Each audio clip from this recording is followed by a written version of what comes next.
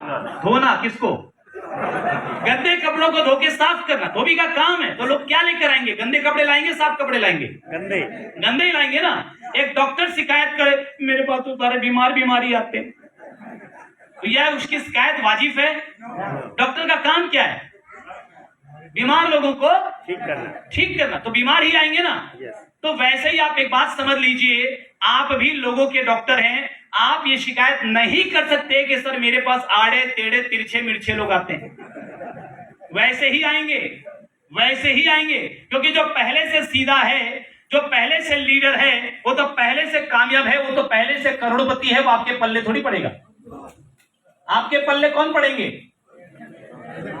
वही आड़े टेढ़े तिरछे लोग पड़ेंगे, हमारे टाइप के वही लोग पड़ेंगे आपके पल्ले में। और इस बात के लिए परमात्मा को शुक्रिया अदा कीजिए कि परमात्मा ने आपको जिम्मेदारी दी है कि वो व्यक्ति जो खुद अपनी जिंदगी को लेकर सीरियस नहीं है, आप उसको मेंटोरशिप देते हैं, आप उसको गाइड करते हैं, आप उसको इंस्पायर करते हैं, आप उसको रास्ता दिखाते हैं और उस व्यक्ति को एक दिन बेहतरीन लीडर में कन्वर्ट करने में उसकी मदद करते हैं। उसके भी सपने पूरे होते हैं, आपके भी सपने पूरे होते हैं और समाज भी आगे बढ़ता है।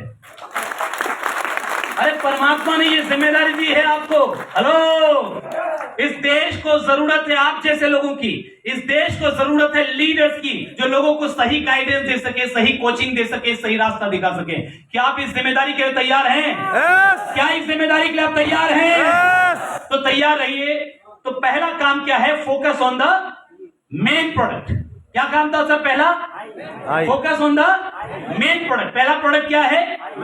आप। दूसरा प्रोडक्ट ड्रीम। यू नहीं भाई, ड्रीम। तीसरा प्रोडक्ट वो प्रोडक्ट जिसको आप प्रोडक्ट मानते थे आज तक, साबुन, तेल, हल्दी, मिर्ची, जो भी प्रोडक्ट है। तो पहला काम क्या था? Focus on the main product. अरे भाई लिख लो, focus on the main product. पहला काम क्या है? Focus on the main product. पहला प्रोडक्ट क्या है? आई। आप। दूसरा प्रोडक्ट क्या है? ड्रीम। तीसरा प्रोडक्ट क्या है? जो प्रोडक्ट के प्रोडक्ट, जो प्रोडक्ट को आप प्रोडक्ट अभी तक मानते आए थे। तो पहला काम फोकस ऑन द। जब तक समझ नहीं आ जाए, अंदर नहीं घुसेगा, मेरे आने का फायदा क्या है? पहला काम क्या है? Focus on the main product. दूसरा काम अपलाइन पर विश्वास कीजिए। तीसरा काम डाउनलाइन पर विश्वास कीजिए। चौथा काम अपने सपनों को लिखने की हिम्मत कीजिए। आज यहां से जाते ही डायरी में भी सपने बनाइए, ड्रीम बुक, और कुछ चार्ट पेपर में लिखकर, मैडम ने बताया ना, 5 जगह चिपकाइए, ताकि वो सपने आपको ऑलवेज मोटिवेटेड रखेंगे। और अपने मोबाइल पर भी उसकी फोटो खींचकर फोटो रखिए। एनी टाइम आपके मोबाइल पर फोटो होनी चाहिए आपके ड्रीम की, ताकि किसी भी व्यक्ति को कभी भी दिखा सके कि भैया मैंने अपना सपना लिख लिया है, तुम्हारा सपना कहां है, दिखाओ। हेलो, कितने काम हो गए? पहला काम focus on the main product. दूसरा काम ड्रीम। तीसरा काम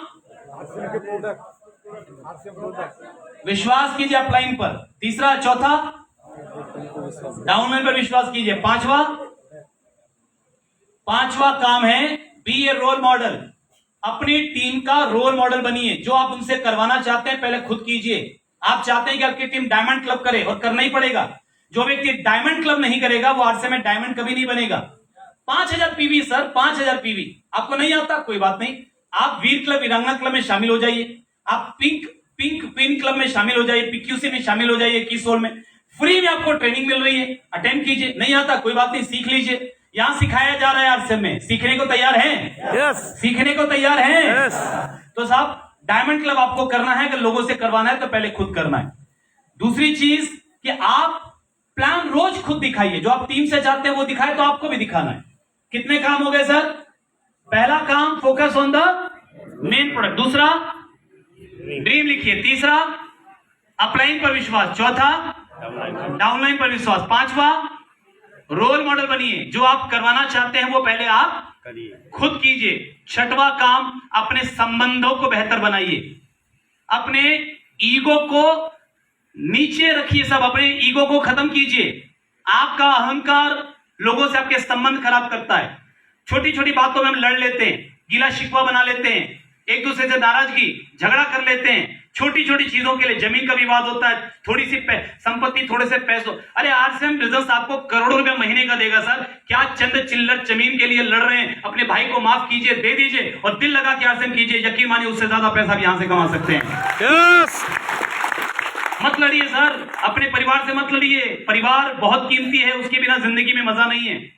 तो अपने ईगो को शांत कीजिए और लोगों का सम्मान कीजिए। हमको लोगों की तारीफ करने में कई बार ईगो आता है कि सर किसी और की तारीफ करेंगे तो हम छोटे हो जाएंगे। सर दूसरों की तारीफ करने वाला हमेशा महान होता है। हमेशा याद रखिए, इतिहास से सबक लीजिए। इतिहास में आप पढ़िए कि भगवान राम हमेशा बोलते थे मेरे इष्ट देव कौन है? शिव। और शिव बोलते थे कि मैं किसकी सबसे ज्यादा पूजा करता हूं? राम। यानी दोनों एक दूसरे की तारीफ करते हैं। इसको बोलते हैं सर एडिफिकेशन, इसको बोलते हैं ईगो लेस होना।